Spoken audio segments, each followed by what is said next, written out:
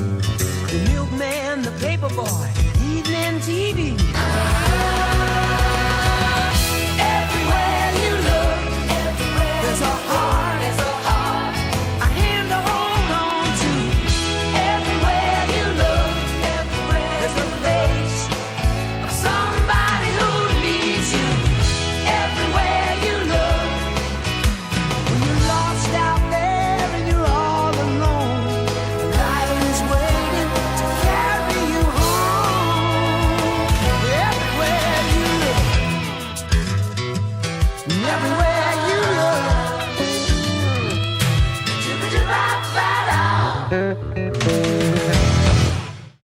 Hi everyone, welcome to Small Group. I'm here with Daryl, which is always a treat. It's always a treat, Chris. And this is the last Chris's Corner of the year. There's a garbage truck in the alley where we're filming, so maybe you'll hear some of that ambient noises. But this is the last Chris's Corner, and it coincides with the last message in our series on why we do what we do when we gather on a Sunday.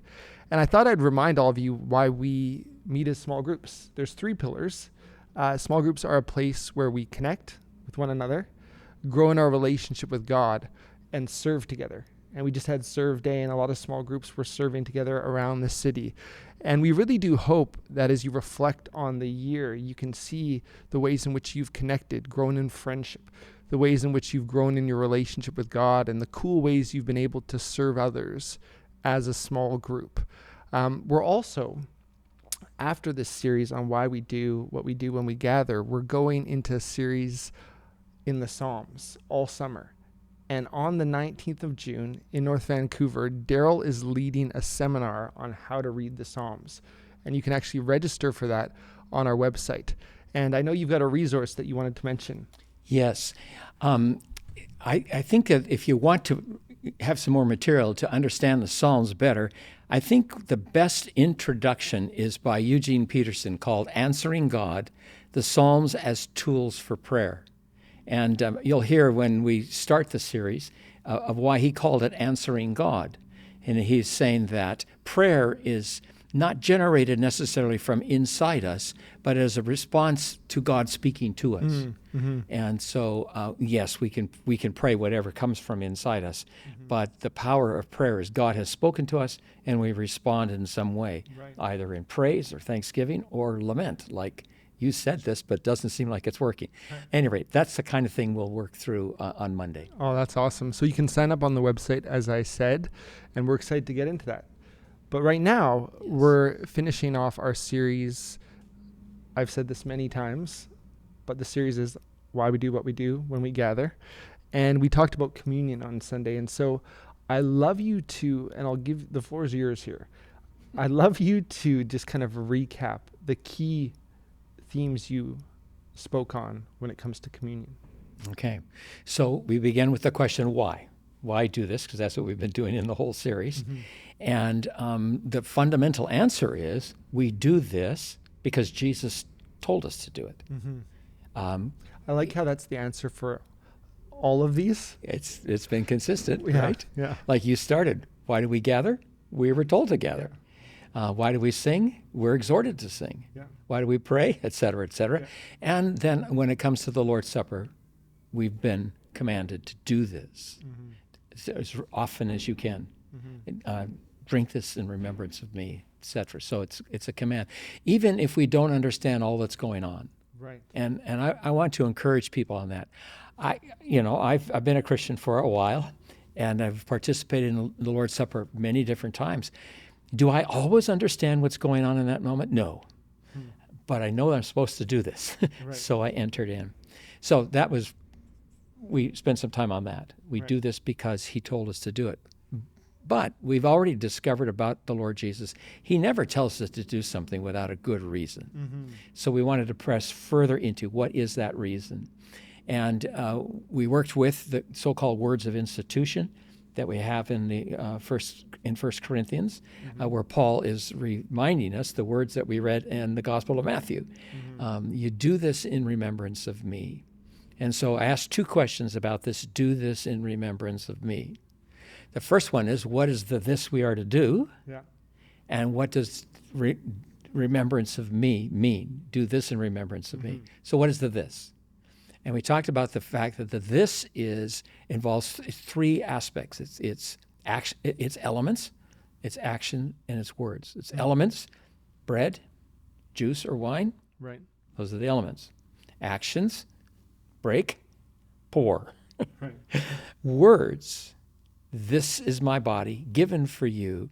This is my blood shed for you for the new covenant, for forgiveness of sins.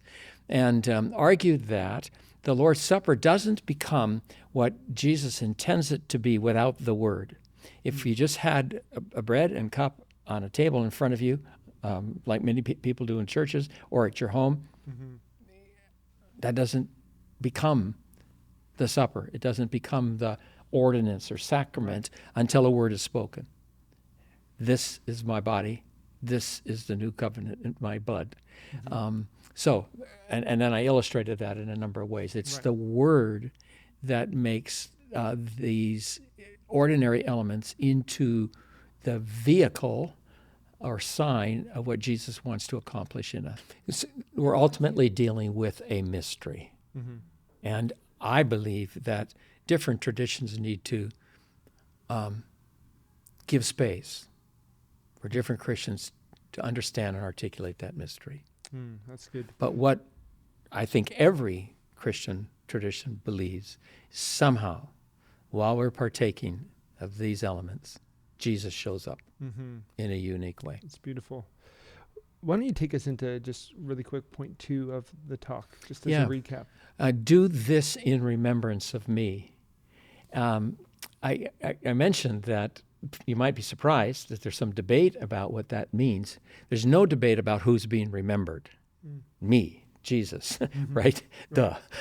He's the one to be remembered. But there's a debate about who's to be reminded. And some scholars have said the one to be reminded is his Father. Do this in remembrance of me, i.e., to remind my Father of what I've done and what needs to still be done to bring about the fullness of the kingdom. And I quoted from a New Testament scholar, Joachim Jeremias, who shows that in most of the covenants in the Old Testament, it's God who is doing the remembering. And like the covenant with Noah, when I see the rainbow, I will remember. So the argument would be that the Lord's Supper is an enacted prayer by which we then join Jesus in asking the Father to remember him and what he's doing for the salvation of the world. Now, there's a lot of linguistic justification for that, but we would rightly ask, does the God we meet in Jesus Christ need to be remembered, reminded? And I think the answer is no. Right?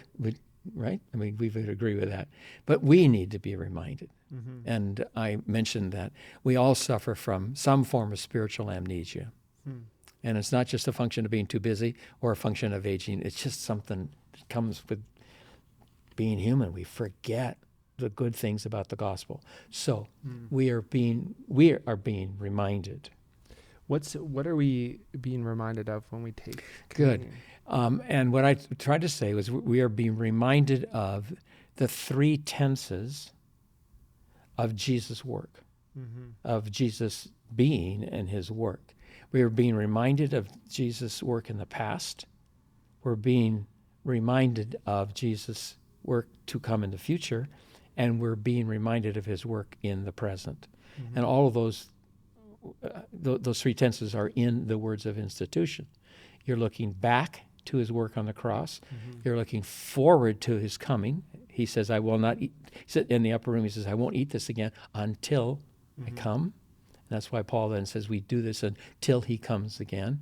So we look back, we look forward, and we look in the present, where, and somehow, back to that other question, he's present and he's offering his very self to us. So that's the remembering we're doing. Now, the thing about it is interesting is that this remember me is spoken in the context of the Jewish Passover meal, And you might know that the Passover meal, you don't just remember in your mind, you actually relive the story to some degree that celebrated at Passover. So people are coming out of suffering, they're coming out of Egypt, they're going to the Promised Land. And on the table, at the Passover meal, you've got bitter herbs and spices to remind you of the suffering, but you also have this lavish spread of food to remind you what God then provided on the way to the Promised Land. So you relive by eating and recalling all that. So somehow for us in communion to relive the past, to go back, to relive the future, to pre-live the future, to think of that day when he comes again, and then To relive and to pre-live. Yeah. Something about that I like. Yes. Sorry, And to continue. taste what is to come, and then to enter into the present. And all of that's going on. Now, I'm not suggesting that we're supposed to do that every single time. My goodness, there's so much going on in our brains and so much going on in worship. But that's the idea, that somehow through these elements and the actions and the words, we're being brought back to Calvary. We're being brought back to the empty tomb. We're being brought back to all of that. We're being brought forward to the day that he comes, when the archangels and the angels all begin to announce that the king is coming. And then we're being brought into the present, which we would not have understood just on our own. We needed this word of revelation to speak. This is my body. This is my blood. This is who I am. I'm here. I'm here. I'm here for you. And I have something to give you that you only get here. Right. Well, we're going to give them a chance to, maybe you're going to having a meal together and you're going to celebrate communion together on the last small group really of the year for some of you, and give you time to reflect on all the Lord has done over the past year and pray together. So we'll throw to you now.